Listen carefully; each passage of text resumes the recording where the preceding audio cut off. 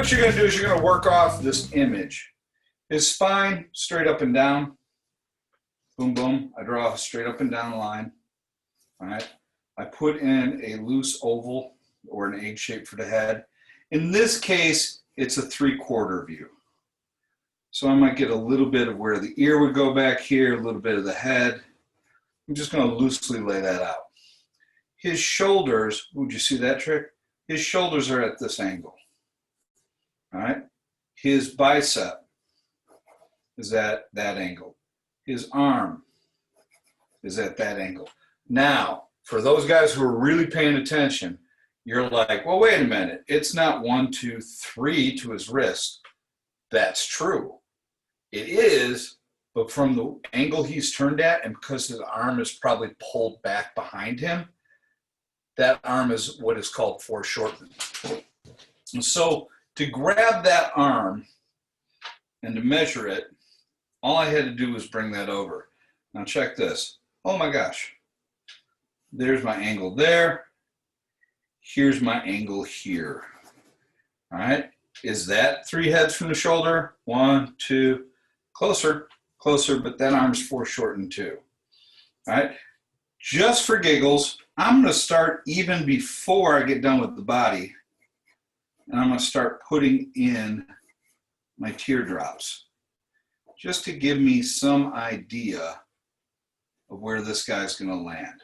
All right. We see part of his chest here. If I measure down 1, 2, 3 heads, that's about where his stomach is. He does kind of have a 3/4 view here on his stomach. His chest, look at that chest line.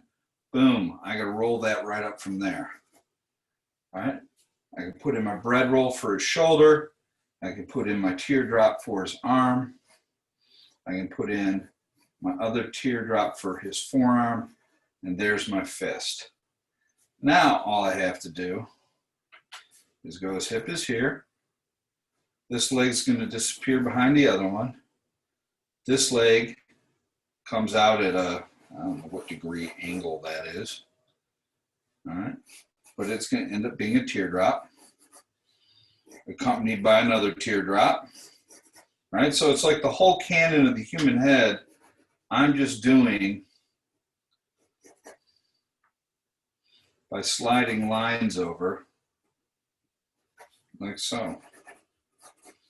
As long as your wrist is locked when you do this, your angle will be right.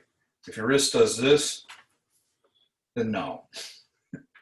Now, you guys are going to be like, well, yeah, that's way easy because the image is right next to you.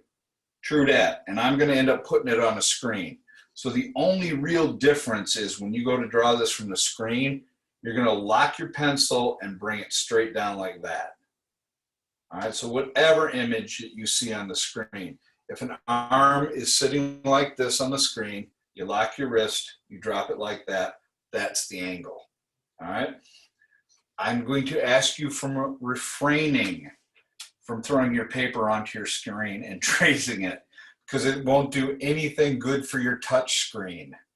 It'll probably make your touch screen busted. So don't do that. Now, once you've got this image, I'm going to give you guys like a certain amount of time to draw each one of these images. And then the idea is you get to play with them, right? If you want them to have a cape, or you want them to have armor, or if you want them to have a big, I don't know who would really be running fast in armor. Armor is kind of counterintuitive to speed. Although the Shoguns did it pretty well. If you want to put big shoulder pads on them, or have a helmet with a big Roman brush. Dun dun, he's a Spartan. Why is he a Spartan? He didn't have a lot of options after college.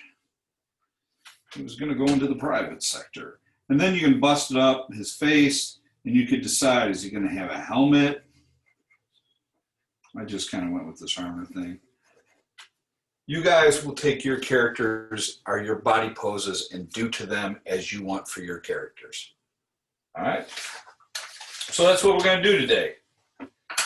So, with that in mind, let me get rid of the web camera. All right, like so. You know what I'm going to do? I'm going to start you off with one figure, and then I'm going to show you guys a page that has maybe 7 different figures, so you can choose the one you want to draw.